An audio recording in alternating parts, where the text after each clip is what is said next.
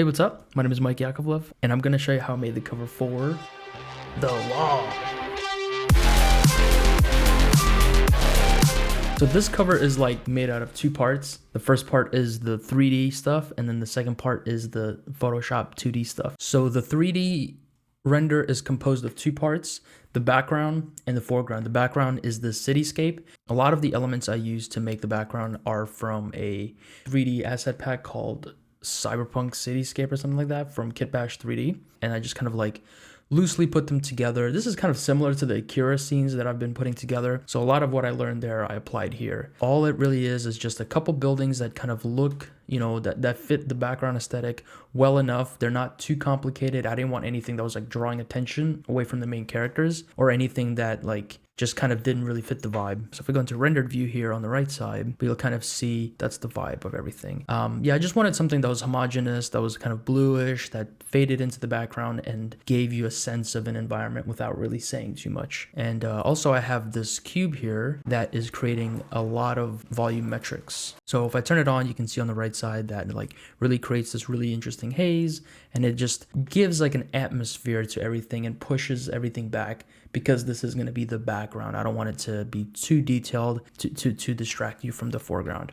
So this is the character scene. It looks a little bit different from the final. The textures are just not fully loaded in. Essentially, this is the scene here. F.O.O.L wanted to have basically himself and Pylot in the scene. That's it. There was really no strong direction on how to present those two figures, just to have both of them in the cover artwork. Even though there was no specific storyline or anything provided by the client, it helps me when I can kind of come up with one and become inspired by it, because that's how I like to work, and it helps me make an image that feels like there's a bit of a story there and makes the audience a little bit more interested in looking at it.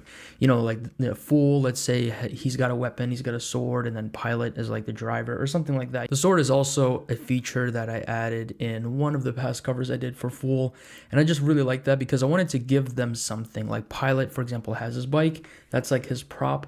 And then what would F.O.O.L's prop be? I mean, he has a mask, but I wanted to give him something to hold, like something in his hand. So the sword just felt appropriate for this scene. The whole outfit was something that I found online. I just kind of like purchased a really simple outfit and I brought it in as is. I just removed the textures and just like applied my own like really simple, leathery materials to it. And then I made these little shoulder pads with studs in them because of his mask kind of has this like, these like studs kind of poking out. I just wanted to repeat that pattern into some other parts. In my ideation for this cover, I thought about like, what would two vigilantes in a cyberpunk sci-fi environment look like? So F.O.O.L was able to provide me with this mask. I made a little bit of modifications to it in order to have it match the setup here. The bike is just a model that I've been using with Pylot for a long time, and then so is the helmet.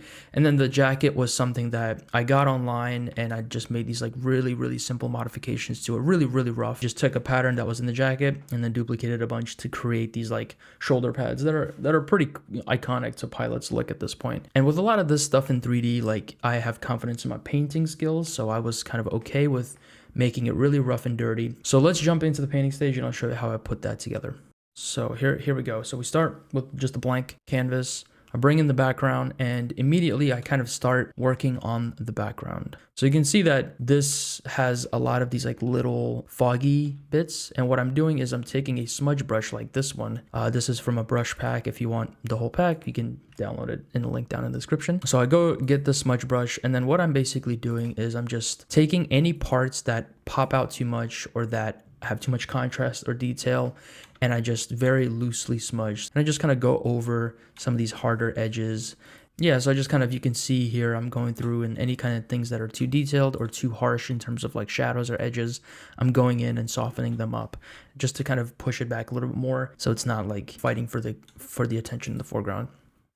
All right, so my camera died. I'm gonna just keep chugging along. Sorry about that. Yeah, and then with this layer, you can see that the biggest part is the gradient. So this gradient from the bottom up It hides some of the background, but that's okay because it's going to create room for the characters when I put those in. First, I kind of rendered out each character individually. So I rendered out Pylot individually with the lights and everything in the scene. So then I bring in the bike, and I just add like bloom and all these kinds of like effects to make it look like there's fog and there's wind and there's like atmosphere in the sky. Then I bring in the F.O.O.L model. And with all of these renders, when I bring them in, what I'm doing is, you can look at this one. So if you could look at the Pylot one, there's already things here such as smudge, such as painting that I'm doing to remove like the 3D-ness of the model. So what I'm doing is, again, I'm going with the smudge brush and I'm just kind of smudging out some of the textures that are too strong, smudging out some of the hard edges, some of the colors, some of the geometry that you can sometimes see on 3D models, especially this especially the shoulder bit. Like, it looked very choppy, so I'm able to bring that in and use the smudge brush, use painting to clean that up and to make it look a little bit more realistic. And then the same thing I do with the bike. So if you look at the bike here, you can see some really big brush marks here. I'm just kind of going back over, cleaning up some edges, smudging things out. Like you see here on the handlebars, like a lot of this low poly kind of geometry, I'm either smudging or I'm just covering up with like bloom and gradients, just so that they're not really, so they're not popping out at you. And I think lastly, one of the things was F.O.O.L said he didn't like that his character, I think, in the render he had a hat on. So after I got some feedback, he's like, can we remove the hat? And I didn't go in and then re-render or nothing like that. I just went in here and just painted that back in as it should be. Added in some of the highlights from the glowing eyes. Like the glowing eyes were in the original render, but I needed to make them fit this the hoodie edit that I make. But also the lights just were not reaching in the way that I wanted them to. So I had to paint in the lights based on some of the other lighting information I'm getting from the render, just kind of amping it up a bit, pushing it a little bit further to really make the eyes pop. Because at the end of the day, F.O.O.L is the main character, the secondary character is Pylot, and then the tertiary character is the background. So I do want you to look here first, which is why he has the most contrast on him. So like the darkest darks, the brightest highlights, especially around the mask area, and then adding some more details in. I'm using like the lighting information. I'm seeing how the light and shadows work in other surfaces, and I'm just copying that. So the light's coming from this way, this edge is going to catch the light, the other side is not going to catch the light because the light is coming from that direction. And I'm able to kind of use that information if I want to add other bits, or if I want to paint in new details, I can use the lighting information that already exists to paint in extra details that weren't there originally. Then I start adding all of the texture. So rain always looks really cool in settings like this. So here's kind of the layers of the rain that I added. And this is something that I do in a lot of my work. And you'll see this in some of my previous covers I did for Pylot where he's standing in rain. So what I do is I just take a really, really small brush, sometimes it's like a texture brush, sometimes it's not. So I get it really, really small. And I take kind of like a really, really bright color, either a white or the brightest color I can find on the figure. And I will just kind of like scribble in, so something like this, along the edges of things, like where the highlight is and where it's being captured. I kind of like just really loosely scribble in this, and then I use a smudge brush to soften it up if I need to. Like if it's too much, I'll just use a smudge brush to soften it up. So you can kind of see some places it's smudged, some places it's not, and really just adding like almost a rim light to show that it's wet and to show also that the water is being hit by light. So really subtle effect, but you can see here, if I turn it on and off, you can kind of see how it makes it pop.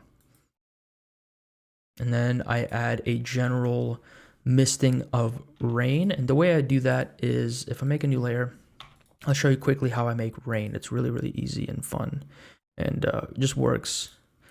So you take something like this. There's like a ton of like little, and then just with the brush, just kind of loosely add all of these little particles. Once you have them like that, you go into filter, blur, motion blur. And here you can make it go down, go left, go right, whatever you want. I make it just go straight down. Don't make it too intense, just a little bit like that. And then there's your rain. And in this case, because the perspective is what it is, I did end up taking this, going into distort, and just pulling out these bottom parts so that the rain kind of looks like it's going up to match the perspective of the buildings. And then sometimes I'd go in, if it's a little too strong somewhere, I will just, use a really soft eraser brush and just erase the parts that I don't want. Then I do a pass of like splashes and from the drips. You'll see this sometimes in like anime. That's pretty much kind of where I got the idea from, is like they'll just put a layer of drips and splashes wherever, like on the top of their head if it's raining. They don't really add it anywhere else, and I just feel like it's a cool effect that makes the rain feel a little bit more intense. So I do that same thing. I just use like a particle brush, just a really small brush, and I just kind of add them manually by hand, whatever looks right, and then erase anything that's like too much. Oh, this one has like really stylistic parts, like parts where I want the raindrops to be visible. I'll go in with like a really thin brush and add that in. So you can see here, it's a little bit more noticeable, just really big scratches. And then lastly, just do a little bit of hazing, a little bit of gradients, just to give it a final like color wash. And then that's it. That's the ending. So that's how I take my renders and give them a little bit more life and make them not look so 3D. Thank you for watching this video, and I hope you learned something. If you have any questions about my process or want to see me go more in depth into something specific, please let me know in the comments. But yeah, that's about it. I'll see you in the next one. Okay, bye.